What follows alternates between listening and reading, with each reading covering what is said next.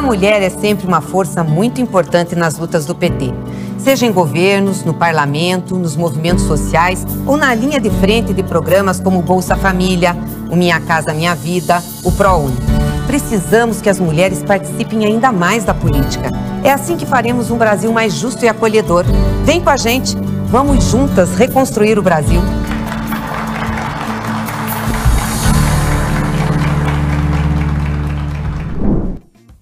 O espaço das mulheres jovens na política é o tema do TV Elas por Elas Formação desta semana. E para iniciar as discussões, Carla Kozer, vereadora em Vitória, no Espírito Santo, conversa com a gente sobre a violência política contra mulheres jovens. Olá, muito prazer. Eu sou Carla Silva Kozer, vereadora aqui da cidade de Vitória, capital do Espírito Santo, e estou com vocês hoje no TV Elas por Elas para falar sobre violência política às jovens mulheres no espaço de poder. Agradeço muito esse convite do PT Nacional, porque eu acho fundamental que a gente discuta isso com as nossas mulheres, principalmente com as jovens mulheres que estão entrando na política. Contar um pouquinho para vocês a minha história, então. Eu tenho 32 anos, e disputei as eleições de 2020 pela primeira vez, foi quando eu decidi ser candidata. Mas eu sempre participei da política, sou filha de um dirigente partidário aqui do PT, e há muito tempo já participava da juventude do Partido dos Trabalhadores, participava das ações, participava das eleições e sempre estive nos bastidores. Em um determinado momento, eu cheguei à conclusão, avaliando, inclusive, que a participação feminina na política era muito pequena, que eu não queria só estar nos bastidores, que eu queria disputar a eleição e ocupar esse espaço, porque as mulheres são muito minoria na política e não na sociedade. Segundo os dados que nós temos hoje em dia, o Brasil, 51,1% da população são de mulheres. Isso significa que nós somos a maioria da população. Mas quando a gente pensa a representatividade, a gente não vê isso no nosso Congresso Nacional, nas nossas Assembleias Legislativas e nem nas câmaras de vereadores. Atualmente, as mulheres são aproximadamente 15% na política, e isso é muito pequeno, porque nós temos uma legislação que deveria garantir pelo menos 30% da participação feminina na política.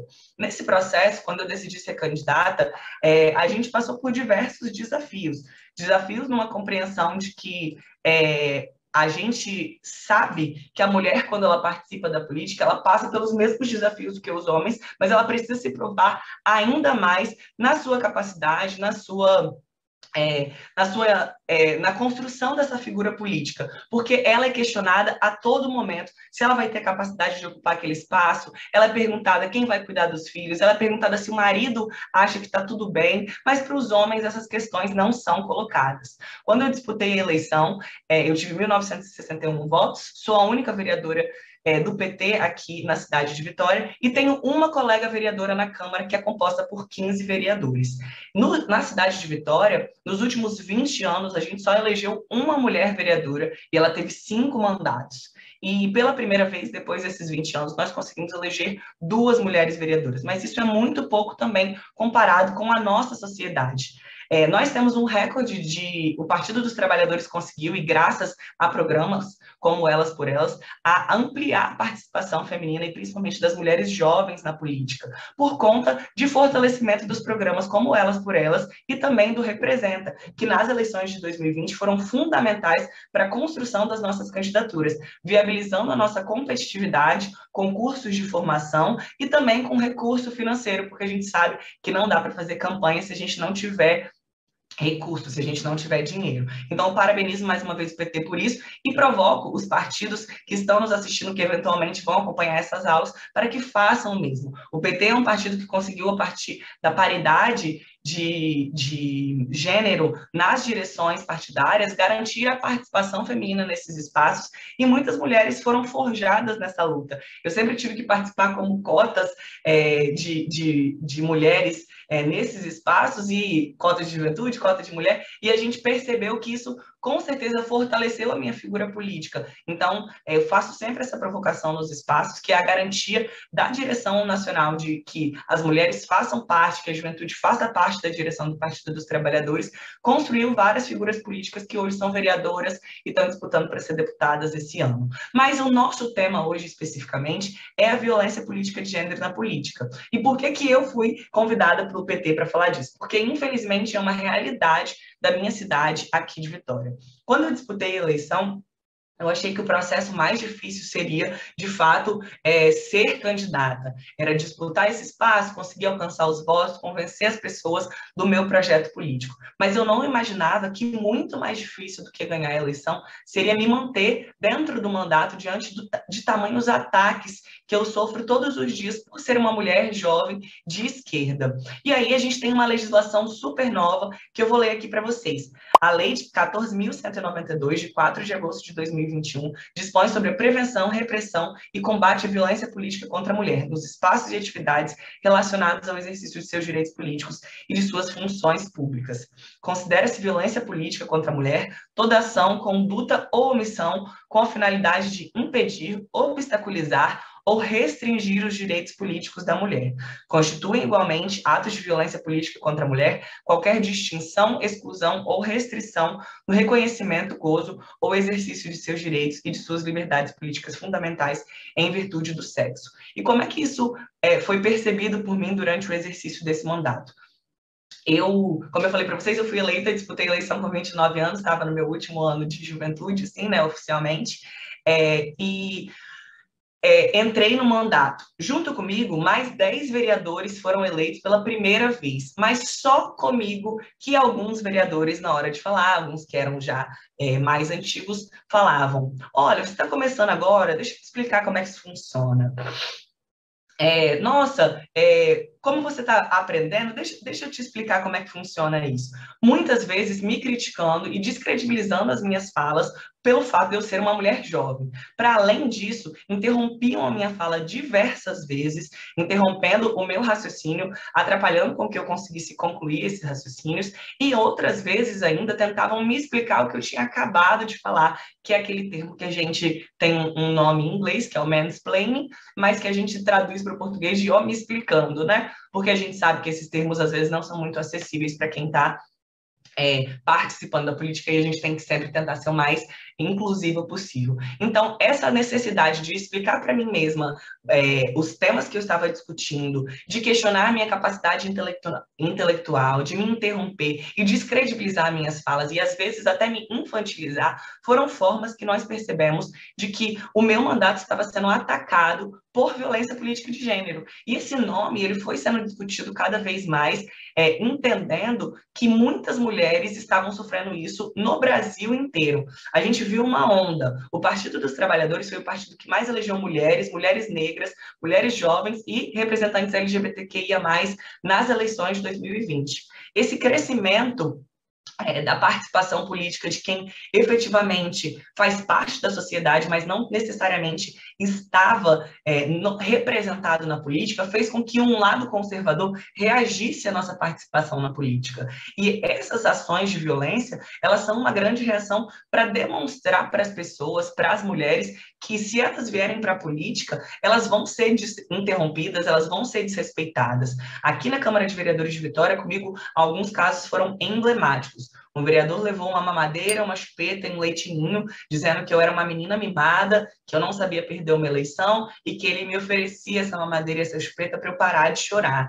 Esse mesmo vereador bolsonarista, ele mandou a minha colega de plenário, que é uma vereadora do PSOL, Camila Valadão, calar a boca em plenário, no microfone, e não foi reprimido pelos colegas vereadores, o que a gente também considera uma violência, porque, para além de falar e de agir, o silêncio num ato de violência é ser complacente, é ser condizente com aquela ação que está acontecendo.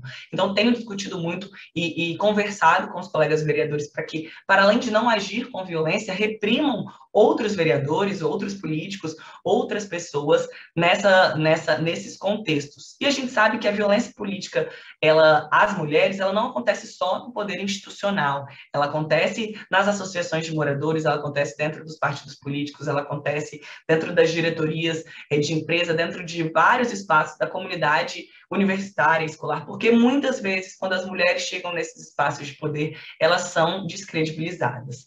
Então, alguma das nossas maiores preocupações é como reagir a isso, como que nós, mulheres, temos que nos proteger.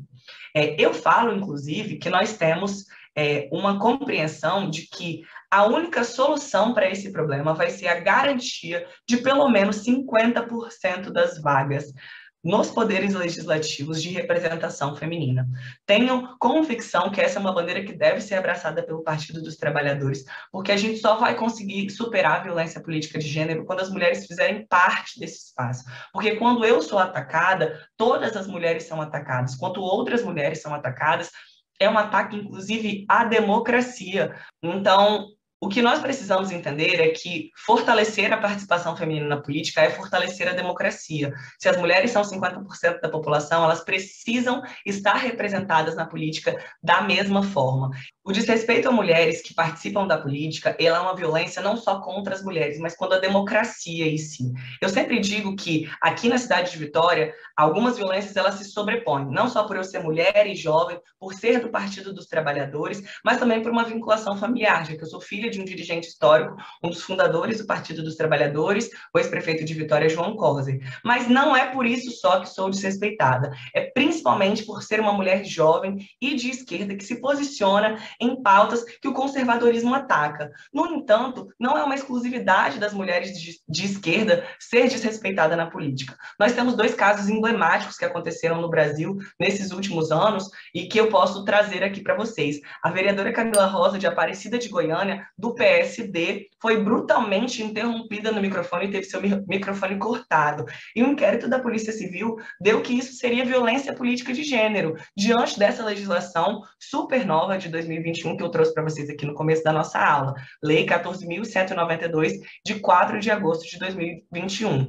No entanto, o promotor deste caso entendeu pelo arquivamento dessa denúncia. Ele entendeu que não existiu violência política de gênero, que era uma coisa normal que tinha acontecido com essa vereadora dentro do poder. E nós questionamos muito isso. Para além disso, também a deputada Joyce Hasselmann já foi alvo de violência política de gênero diversas vezes, e não pelos partidos de esquerda, mas pelos próprios colegas de direita que fazem memes com a figura da deputada, desrespeitam ela, falam da sua forma física, falam das suas características, questionando a sua capacidade. Ainda que a gente divirja diametralmente dos posicionamentos da deputada, a gente tem que sempre respeitar as pessoas. E nesse sentido a gente entende. Nesta semana nós tivemos, inclusive, uma decisão histórica. A Beni Brioli, vereadora, conseguiu a primeira denúncia de violência política de gênero no Brasil, que foi aceita. E isso é muito importante, porque as mulheres que ocupam esse espaço, elas precisam muito, para além de entrar na política, garantir a sua participação. E a gente não pode deixar de falar de violência política de gênero sem lembrar o triste caso da vereadora Marielle, que foi brutalmente assassinada no Rio de Janeiro. O caso de Marielle é o estopim de um sistema que não aceita que mulheres negras, mulheres jovens, que são disruptivas desse sistema, que eles ocupem esses espaços. Esse sinal, esse assassinato e toda a perseguição política que ela sofreu é uma demonstração para que as mulheres tenham medo, para que elas não entrem na política. Então, falando diretamente com vocês, amigas, queridas companheiras que estão acompanhando a TV Elas por Elas, estão colocando o nome à disposição da política neste ano. A gente sabe que a participação feminina na política, ela é fundamental, mas ela é desafiadora. A gente precisa de uma grande rede de apoio familiar, companheiros e companheiras, precisamos de uma rede de solidariedade dentro do partido, precisamos de investimento nas nossas candidaturas, precisamos que sejamos levadas a sério, assim como os homens são, que o partido invista na gente em todo esse processo. Mas, para além disso, a gente precisa de apoio quando a gente entra nesses espaços. Nós tivemos diversas vereadoras do PT atacadas. A Estela Balardim, a Duda Hidalgo, a Beatriz Caminha, eu mesma aqui em Vitória, e muito feliz eu recebo que a própria presidenta do nosso partido, Gleisi Hoffmann, tenha sempre se posicionado em defesa das nossas vereadoras nesses casos que foram emblemáticos. A gente sabe que aconteceu com diversos colegas, mais recentemente, a nossa própria colega vereadora, Camila Jara, de Mato Grosso, também foi super desrespeitada com vídeos vinculados nas redes sociais, falando sobre a sua vida pessoal. E a nossa rede de apoio tem que ser fundamental de proteger as mulheres nesse sentido. É uma grande responsabilidade do Partido dos Trabalhadores. E a nossa tarefa principal é entender quais são os desafios para a implementação disso. garantir que as mulheres acreditem que as nossas candidaturas são de verdade, não permitir e não nos deixarmos ser candidatas laranjas em nenhum aspecto, em nenhum momento, entendendo que a gente precisa construir a política por dentro também. Obviamente, os movimentos sociais, os sindicatos, são fundamentais para a construção política do Partido dos Trabalhadores, para as defesas que nós temos, mas entendendo que a política é uma ferramenta transformadora da vida das pessoas, e quando mais mulheres entram na política, elas conseguem, de fato, mudar a política.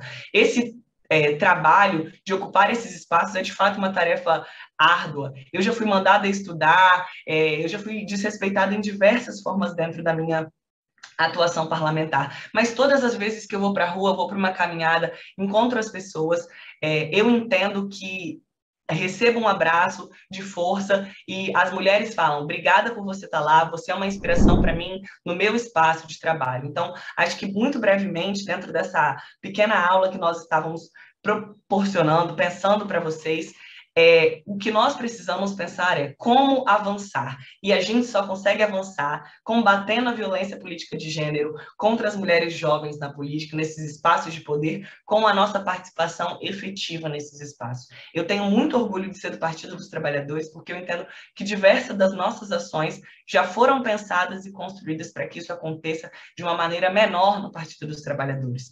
As direções paritárias, a divisão dos recursos do fundo, a elaboração de programas como Elas por Elas, a destinação de recursos para as campanhas eleitorais, nós estamos avançando. O PT tem dado exemplo para outros partidos de como se posicionar em relação às candidaturas femininas, e não à toa, em 2020, nós fomos o partido que mais elegemos mulheres, mulheres negras, mulheres LGBTQIA+, para participar da política, e que a juventude foi representada e que os mandatos jovens também estão representados. Mas a gente sabe que a gente precisa de mais. A provocação que deixo para as nossas candidatas a deputadas federais é pensar essa legislação que vai garantir 50% de participação feminina na política em todos os espaços, para que a gente garanta isso nas câmaras de vereadores, nas câmaras federais, nas assembleias legislativas, para que a gente pense bastante que só com a participação feminina na política garantida, nós vamos conseguir alcançar esse caminho. O Brasil que eu acredito, o Brasil que eu quero, o Brasil que eu tenho certeza que será construído pelo nosso presidente Lula,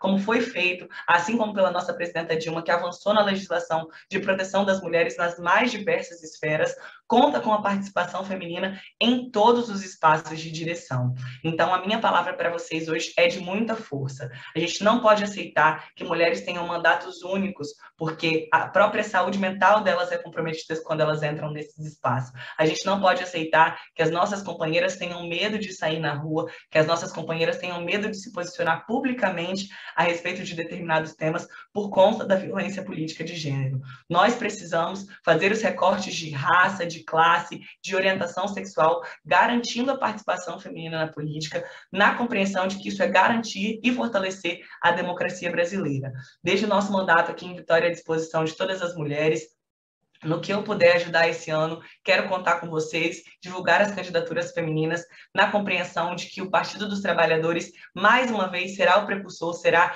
a linha de frente da defesa das mulheres no Brasil. Meu grande abraço, saudações petistas, Carla Coser, vereadora de Vitória. Que futuro nós queremos para nós, mulheres, para os nossos filhos, para as nossas comunidades, para o nosso país?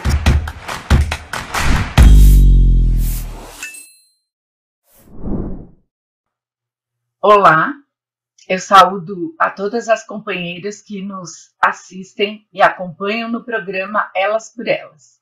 Meu nome é Denise Mota Dal, eu sou assistente social e mestra em saúde coletiva. Sou ex-secretária municipal de Políticas para as Mulheres da Prefeitura de São Paulo, no período de 2013 até 2016, na gestão do prefeito Fernando Haddad. Sou ex-diretora de Gestão do Trabalho, Educação e Saúde do Ministério da Saúde.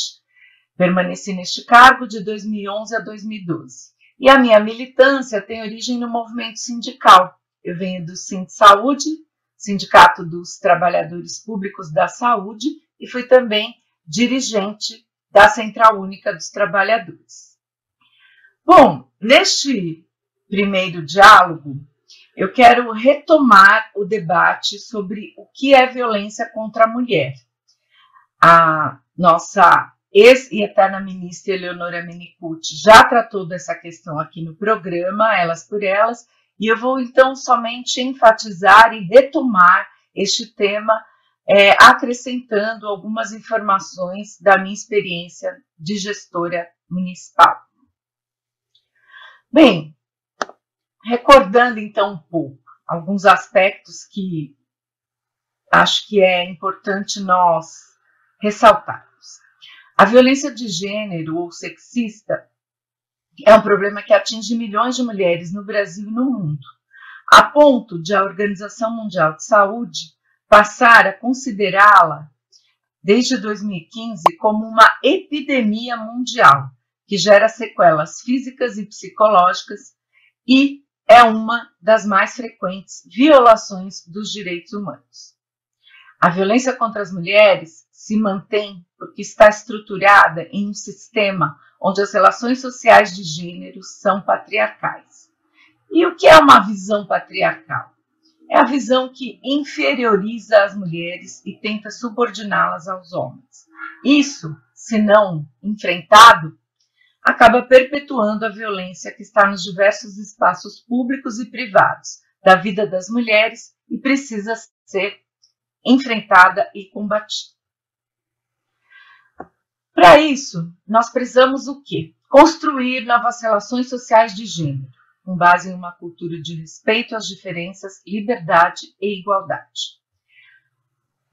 A violência contra as mulheres não é composta, portanto, de casos isolados ou exceções. Ela é ampla e atinge mulheres de várias classes, religiões e culturas, de uma forma ou de outra, nos diversos espaços públicos e privados, seja na forma de violência física, psicológica ou patrimonial, porque a violência contra a mulher está apoiada em uma cultura, em uma visão de desigualdade entre os gêneros, né? Se constrói uma visão, um estereótipo de qual deve ser o comportamento de uma mulher, o que a sociedade espera ela, a partir da visão masculina de subordinação da mulher ao homem, sem que tenhamos o respeito às decisões, a autonomia sobre o próprio corpo, do que a mulher deseja, e se cobra da mulher papéis, posturas previamente concebidas. Portanto, para que nós possamos enfrentar a violência contra a mulher, que não é um caso ou outro, que está arraigada na cultura, é fundamental nós construirmos novas relações sociais de gênero. Bom, falando um pouco nos tipos de violência, nós temos a violência mais explícita e visível, que é a violência física, que significa qualquer conduta ou ação que viole a integridade corporal da mulher, a violência sexual, qualquer conduta que faça a mulher participar de uma relação sexual ou contato não desejado. E nós temos a violência psicológica como uma violência que não é tão visível, mas é gravíssima, porque ela vai desde humilhações, desqualificações, ameaças, manipulação, isolamento, perseguição contumaz, chantagem, impedir que a mulher trabalhe, se relacione com familiares, amigas, amigos, e até a interferência no modo de falar, no modo de se vestir da mulher. Isso tudo está no rol das violências psicológicas. E, obviamente, ela está articulada à violência moral, que é caracterizada pela calúnia, difamação ou injúria. Nós temos a violência patrimonial ou material, que são ações no sentido de reter, subtrair, destruir documentos, objetos, instrumentos de trabalho, bens, valores, usurpar propriedades ou recursos econômicos das mulheres. Portanto, são várias as formas de violência. E essas várias formas de violência acontecem tanto dentro de casa, a chamada violência doméstica praticada dentro de casa ou por familiares, e a violência no trabalho.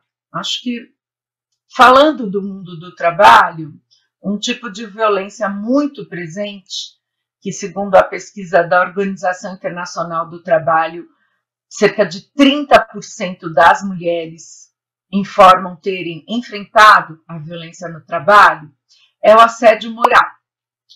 O assédio moral, obviamente, afeta homens e mulheres, mas tem nas mulheres, devido às desigualdades de gênero, as principais vítimas.